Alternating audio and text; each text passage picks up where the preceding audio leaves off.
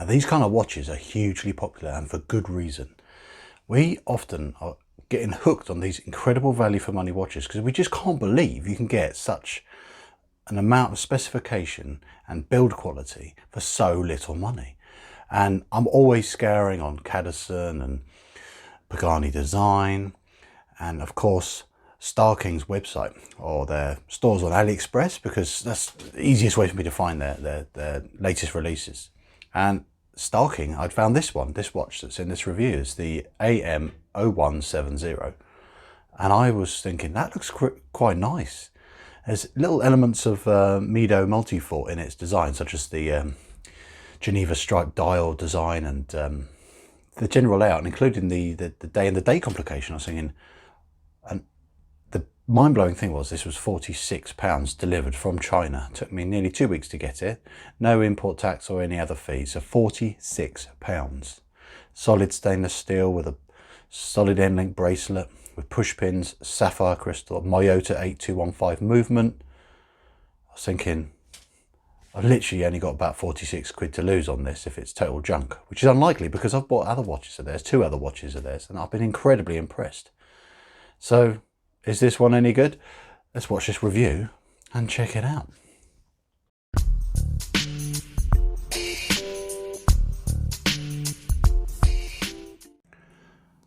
So here we have it. Now, before I go into the specifications of the watch, I'm just going to show you how well packaged these watches are. Considering the value that they are, you do get a nice bit of packaging, you know. Decent enough box. Got a nice effect on it. Then you pull this tab here, and inside you get obviously instruction manual, get a polishing cloth, then you get international warranty, which I don't know how useful that really is when you think about it. An awful strap. God knows why they give you that. It is literally the worst strap I've ever seen. And I say that because it's rigid, it's stiff, it's shiny, and look at that. That is disgusting. So make it even cheaper, guys. Don't bother putting that in. Let us put a strap on that's worthy of this nice little watch. And it's in a plastic bag, and it comes with a little thing to stop it deforming when it's moving around in its packaging. And you get 2 tags. And these are the links I've taken out to fit my 7-inch wrist, just so you know. I'll keep these out so I can help with the weight. I took 3 links out. So let's put these over here for now. So that's all the packaging you get. And then when you take it out, obviously it's wrapped in lots of plastic. So I don't bother doing all that because it's just a little bit boring. But if you like plastic removal videos, I'm sure there's a specialist website for you. But in the meantime, I wanted to get straight to the watch. And under this light, you can see they've gone for this very nice Geneva striping on the dial. And that just adds a bit of interest, you know, and it's been really well made. And the fact that the automatic and Starking aspects of the text successfully erased and work well with the dial design, that's really good, you know. So before I get into the design aspects, I'm going to just cover the specification of the watch. So I'll start first of all with all the dimensions and weights. So I've got this here. So it says it's a 39 case size. So let's see how true that really is. Yeah, 39.6, which is a sweet spot. Thickness or thinness is 11.8. Lug to lug. Start with including these end-link fixed center links. It's 52 or 51.9. And if you took this off and put it on a leather strap, it would drop down to 47.5. So that is a good length of the watch. It's well proportioned. Crown is 5mm, so give or take 5mm. So that's actually just about on the right size for ease of turning. Some watches, they put tiny little crowns on and you just can't hand wind them. And this does have hand winding, by the way. So we've covered the thickness and the length, and the lugs are 20mm wide. Again, easy for a strap change. Just to prove that, let's get this on here. So 19.3, so give or take a tiny amount. Now let's see the weight. Got my trusty Gipas. Everyone knows about Gipas weighing scales, they're the best. So, sized up for me, 138 grams. Put the links back in, bang on 150. And for reference, that is deemed quite a good sweet spot for weight and comfort for a solid watch, stainless steel with a solid case and solid steel bracelet. So it's a good weight, it's comfortable. You notice it on your wrist, but it's not heavy. So we've covered the dimensions. Materials, like I said, just briefly, it's all stainless steel 316L with a mixture of polished and brushing. And the glass is synthetic sapphire, which you get on anything that says sapphire. 99.9% of it is actually synthetic. There's no AR coating on here, which actually you ideally need to have on a sapphire glass because of its reflective properties. But due to the black dial and it's quite legible, we can let it slip because this only cost me £46. The dial, I'm not sure what that's made of, but it's not going to be anything luxurious for this money. The movement inside is a Miyota 8215, which has hand winding, but it doesn't have hacking. So I'll show you. Pull it right out for the time adjust. Oh, put it right out. There you go, see, still ticking away. But it does have hand winding, if you can listen. Smooth action. If you want to see the movement, it's in a tinted exhibition caseback. Or is it? I don't know if it is. I think that's one of those cheap Miyota movements that are gold colour. I thought it was tinted at first, because you can get tinted mineral glass at the back. But this is... No, that is clear. Sorry, my bad. But it's got the Starking logo on there. As you see, it's got the usual entry-level Miyota spin, spin, spin rotor. Just keeps on going. But there's no rotor wobble. You don't notice that on this watch. So that's a plus. Because the only downside sometimes is rotor wobble. When you wear the watch and you move your hand, yeah, that's good. As rotor wobble goes, I've felt and heard a lot worse. So that's not bad actually. It's a good movement. You know, it's like the NH35 really, or NH36, because the NH36 Seiko has the day and the date. But it's slightly lower in terms of what it offers. It doesn't have the hacking feature. But still, it's a good movement. It's a Japanese movement. It's part of the Citizen group. They make good movements. It's a reliable workhorse movement, and they churn them out by the bazillion from the factories. That's why they can be bought so cheaply and put in watches and make them more reliable. So you're not going to go far wrong. I haven't been able to time this watch for timekeeping, but they're generally acceptable. They have reasonable tolerances and they're well made. So if this is a watch you're going to wear occasionally, you're not going to be too bothered about timekeeping anyway. It's going to be acceptable, definitely. If you wear this watch every day, it's a kind of movement you can easily regulate as well, if you're into that kind of thing.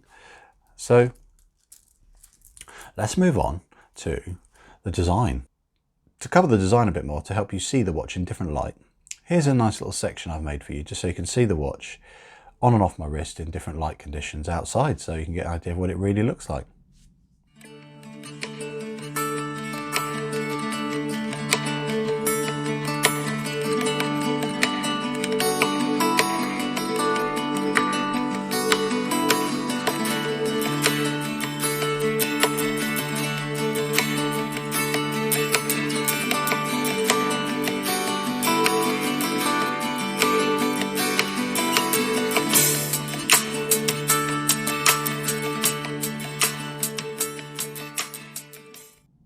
So as you've seen, this is a pretty watch, in my opinion.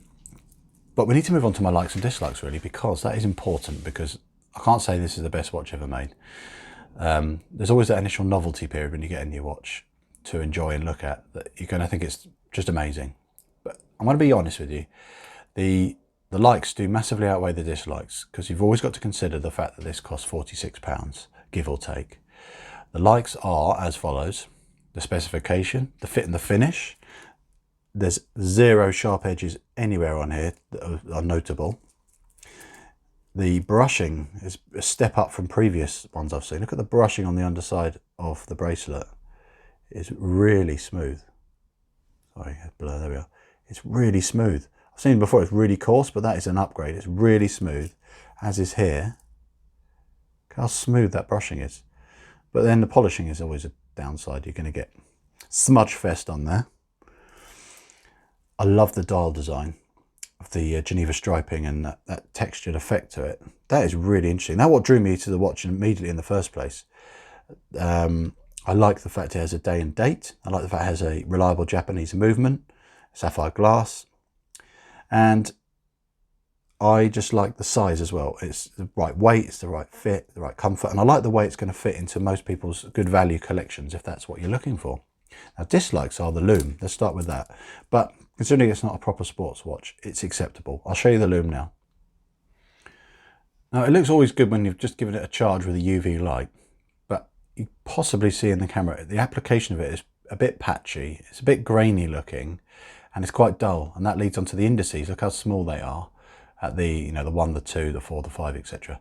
They're quite dinky, but it's not too bad. The hands are a bit stronger, and the hands is arguably the most crucial aspect in which loom should be applied well. So let's get the lights back on. And I briefly mentioned about the hands having a better loom, but I think they're a bit too short. The hour hand looks like it's way too far away, and the minute hand could have stretched right out to the minute track chapter ring that's beyond the indices here, around here. The minute hand could have sailed right out to that, and then say that's 2 to 3 millimeters longer. They could have done the same length with the hour hand as well. The second hand's okay, it reaches just the outer edge of the indices, but again, that could have been longer as well. It could have been the same length as the minute hand. So hands-wise, I think they could have been a bit wider as well, with a bit more loom on them to help them stand out and contrast against the dial. So that's the main criticism I've initially noticed, and I said about the indices as well, being slightly on the smaller side, the circular ones. But everything else is really good. I'm impressed. So that's my take on all the positives and negatives, and I want to finish with my conclusion now. So now you've seen the watch up close, you've seen it out and about in natural light, and I'm wondering if you are as impressed with this watch as I am. Obviously it's got its few design quirks, such as the small hands and the small indices, but the size is right, it's comfortable, but the bracelet is something that is going to be hit or miss if it fits you. But because it's a 20mm lug width, you could change this to so many different lovely leather straps, because it's that type of watch. It's kind of a smart casual watch. It's not dressy enough. It's not thin and elegant enough to be a dress watch. And it's not got the features that a sports watch would demand, such as higher water resistance and things like that. And it's a bit too much of a high polish finish. So as a smart casual watch, which obviously is what this is, put it on a nice leather strap, it's going to be awesome. You could even put this on a NATO, I reckon. It would still look really cool. So I'm blown away. I really am. £46, give or take a few pounds, depends when you buy it, for around £50 watch, 60, 70 bucks for you guys overseas. It's amazing. Starking, I know it's a Chinese watch, and there's probably ways that they make these watches so cheap, and I almost don't want to know how. But for those of us out there who are looking for incredible value for money, they don't have any marketing costs. That must be it. I've just popped in my head. There must be no marketing. If you don't know about Starking, you don't know about them.